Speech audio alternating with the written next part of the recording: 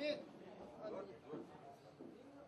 सरदार, जय सरदार, जय सरदार,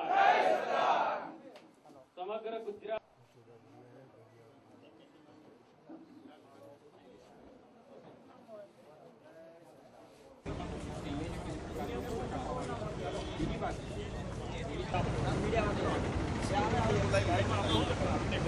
કાલે ભાડજ ગામમાં પાટીદાર હોલ માટે અમે ગયા હતા અને ત્યાંથી અમને ત્યાં મિટિંગ માટેની પરમિશન આપવામાં આવી હતી મૌખિક, પરંતુ રાત્રે 11 વાગે ફોન આવ્યો કે ભાઈ આ પરમિશન તમને આપવામાં આવતી નથી ને આ બુકિંગ આપનું જે કરાયું છે મૌખિક એ આપણું કેન્સલ કરવામાં આવે છે।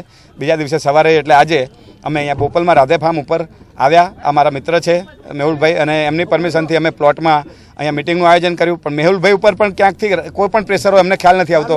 મેહુલભાઈએ પણ 12:30 અમને ફોન કર્યો છે કે ભાઈ ચિરાગભાઈ મારી પરમિશન છે પણ તમે પ્લીઝ મારા મિત્ર હોય ને તો મને પણ આવનારા સમયમાં તકલીફ ન પડે એટલા માટે મહેરબાની કરીને અહીંયાથી મિટિંગ ન રાખો તો સારું। તો અમે કોઈને તકલીફ આપવા માગતા નથી, અમે સંપૂર્ણ ગાંધી ચિંધ્યા માર્ગે આંદોલનને આગળ લઈ જવા માંગીએ છીએ, પરંતુ એન પ્રકારે આંદોલનને તોડી પાડવા માટે કોનો હાથ છે એ તો આપ સૌ જાણો છો। તો અમને પણ આ રીતે હેરાન કરવામાં આવે છે, તો આપ સૌ મીડિયા કર્મીઓ અને ગુજરાતની જનતાને અમારી તરફથી વિનંતી છે કે આ આંદોલનને સફળતા તરફ દોરી જવા માટે શાંતિ રાખજો।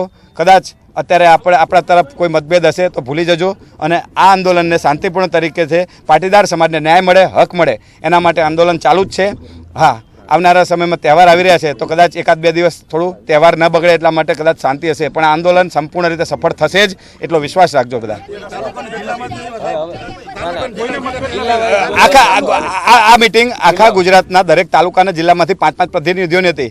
એ લોકો 250-300 લોકો અહીં આવ્યા છે અને એમને અહીં આવ્યા પછી પણ પરમિશનને ના પાડવામાં આવે છે કે શા માટે, તો એમનો પણ અમે ખૂબ દિલગીર છીએ જે ગુજરાતમાંથી મિત્રો આવે છે એમને પણ કે भाई दांडी यात्रा 5 या 6 तारीख को दांडी से निकलेगी और साबरमती आएगी।